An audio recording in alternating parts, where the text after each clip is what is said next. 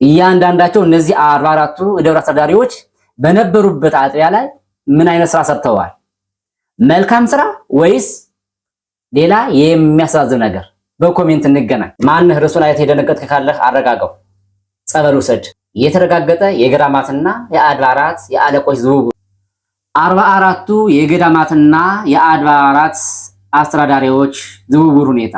አንደኛ መልአከ ብስራት መልአክ አበባው ከቦሌ ቡልቡላ መድኃኔዓለም ወደ ቦሌ ሚካኤል፣ የቦሌ ቅዱስ ሚካኤል አስተዳዳሪ ወደ ቡልቡላ መድኃኔዓለም፣ የቦሌ መድኃኔዓለም ወደ መካኒሳ ሚካኤል፣ የመካኒሳ ሚካኤል ወደ እንጦጦ ኪዳነ ምሕረት፣ የእንጦጦ ኪዳነ ምሕረት ወደ ደብረ ገሊላ ቅዱስ አማኑኤል፣ የደብረ ገሊላ አማኑኤል ወደ ካሳንቺስ ሱራኤል፣ የካሳንቺስ ሱራኤል ወደ ቅድስት ማርያም፣ የቅድስት ማርያም ወደ ቦሌ መድኃኔዓለም፣ የመገናኛ እግዚአብሔር አብ ወደ ሰሚት ጊዮርጊስ፣ የሰሚት ጊዮርጊስ ወደ ቅዱስ እስጢፋኖስ፣ የእስጢፋኖስ ወደ መገናኛ እግዚአብሔር አብ፣ የጎሮ ሚካኤል ወደ ጀሞ ፈለገ ዮርዳኖስ ማርያም፣ ፈለገ ዮርዳኖስ ጀሞ ማርያም ወደ አባዶ መድኃኔዓለም፣ የአባዶ መድኃኔዓለም ወደ ፈረንሳይ ጊዮርጊስ፣ የፈረንሳይ ጊዮርጊስ ወደ ጎሮ ሚካኤል፣ የቃልቲ አረጋዊ ቅድስት ሥላሴ ወደ ሊቄ ሚካኤል፣ የሊቄ ሚካኤል ወደ ቃልቲ አረጋዊ እና ቅድስት ሥላሴ ቤተክርስቲያን፣ የጴጥሮስ ወጳውሎስ ወደ ዮሴፍ፣ የቅዱስ ዮሴፍ ወደ ቅዱስ ጴጥሮስ ወጳውሎስ ቤተክርስቲያን፣ የደብረ በረከት ቅዱስ ገብርኤል ወደ እጨጌ አባ ዮሐንስ፣ የእጨጌ ዮሐንስ ወደ ደብረ በረከት ቅዱስ ገብርኤል፣ የወሎ ሰፈር ማርያም ወደ መካኒሳ አንበሳ ጋራዥ ማርያም ቤተክርስቲያን፣ የመካኒሳ አንበሳ ጋራዥ ማርያም ወደ ወሎ ሰፈር ማርያም፣ የደብረ እንቁ ልደታ ወደ ጻድቃኔ ማርያም። ጻድቃኔ አዲስ አበባ ናት። አዲስ አበባ ውስጥ ጻድቃኔ የምትባል እንዳለች እንግዲህ እዚህ ላይ እየተረዳን ነው ማለት ነው።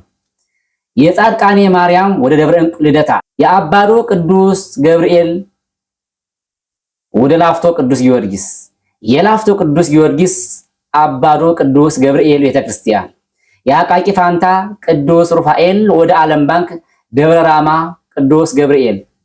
እዚህ ጋር ዓለም ባንክ ራማ ደብረ ራማ ቅዱስ ገብርኤል የተባለው የአቃቂው ሳይሆን የዓለም ባንክ የት ነው? እሱ ወደ አየር ጤና አካባቢ ያለው ማለት ነው። እየለያችሁ ብዙ ሰው ሲደናገር አይቻለሁ። ዓለም ባንክ እንግዲህ አዲስ አበባ ውስጥ ሁለት ናቸው ያሉት ማለት ነው። በአየር ጤና በኩልና በአቃቂ በኩል ዓለም ባንክ የሚባሉ ሰፈሮች አሉ። ስለዚህ የዓለም ባንክ ደብረ ራማ ቅዱስ ገብርኤል ወደ አቃቂ ፋንታ ቅዱስ ሩፋኤል፣ የሆርሲሳ ደብረ ገነት ማርያም ወደ ደወለ አይነከርም ማርያም፣ የደወለ አይነከርም ማርያም ወደ ሆርሲሳ ደብረ ገነት ማርያም፣ የለቡ አብርሃሙ ሥላሴ ወደ ሰዋስወ ብርሃን አቡነ ገብረ መንፈስ ቅዱስ፣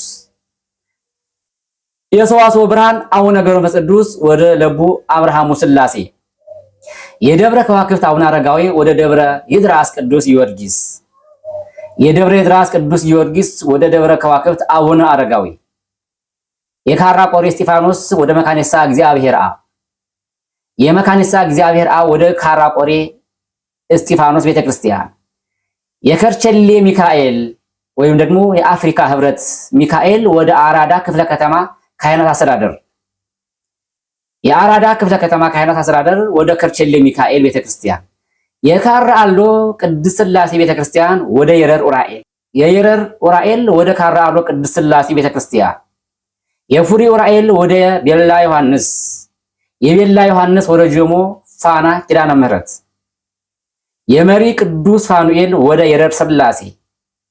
44ኛ የረር ሥላሴ ወደ መሪ ቅዱስ ፋኑኤል ቤተክርስቲያን ተዘዋውረዋል። እንግዲህ እነዚህን የሰማችኋቸውን ያያችኋቸውን አለቆች በስራቸው የነበራችሁ እናንተ ጋር እንዴት ያለ መልካም ስራ ይሰሩ እንደነበረ እስኪ በኮሜንት ገለጥ አድርጉት። ለየትም ያለ ካለ ጻፉት በኮሜንት እስኪ እንተዛዘብ። እያንዳንዳቸው እነዚህ 44ቱ የደብረ አስተዳዳሪዎች በነበሩበት አጥቢያ ላይ ምን አይነት ስራ ሰርተዋል?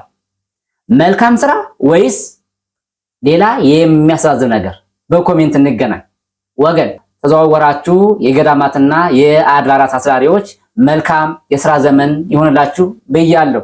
እንግዲህ ለዛ ቦታ ስትገቡ እያንዳንዱ ቦታ እያንዳንዱ ቤተክርስቲያን የራሱ የሆነ ሕግና ስርዓት፣ የራሱ የሆነ ጠባይ፣ የራሱ የሆነ አመል ይኖረዋል። ያንን አመል ተላምዳችሁ ተግባብታችሁ እንድናያችሁ እግዚአብሔር ይርዳችሁ ይርዳል።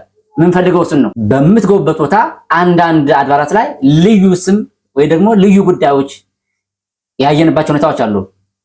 የት ነው ያየናቸው? በማህበራዊ ሚዲያ እዛ ቦታ እንዲህ ያለ ነገር አለ ሲባል ሰምተናልና እነዛ ቦታ ላይ የምትገቡ አስተዳዳሪዎች እንደገባችሁ እንደዚህ ያለውን አጉል ስም ቶሎ ጸጥ ረጭ አድርጎት። በምን በመልካም ስራ፣ በልማት በበጎ ስራዎች አልመታችሁ እንድናያችሁ እግዚአብሔር ይርዳችሁ፣ እኛም እንድናይ ይርዳን፣ ያግዘን፣ እድሜ ይስጠን ለማለት እወዳለሁ። እንግዲህ ከሚቀጥለው እሑድ ጀምሮ በየአጥቢያው ሽርጉድ ይኖራል ማለት ነው። እሱም ምንድን ነው? አባቶችን ለመቀበል መነኮሳትን፣ ካህናትን፣ አስተዳዳሪዎችን ለመቀበል ያው የራሱ የሆነ ስርዓት ፕሮቶኮል አለ። እንግዲህ ይሄን ፕሮቶኮል እያንዳንዳችሁ ያላኩልን እኛ እንዘግባለን፣ እናቀርባለን።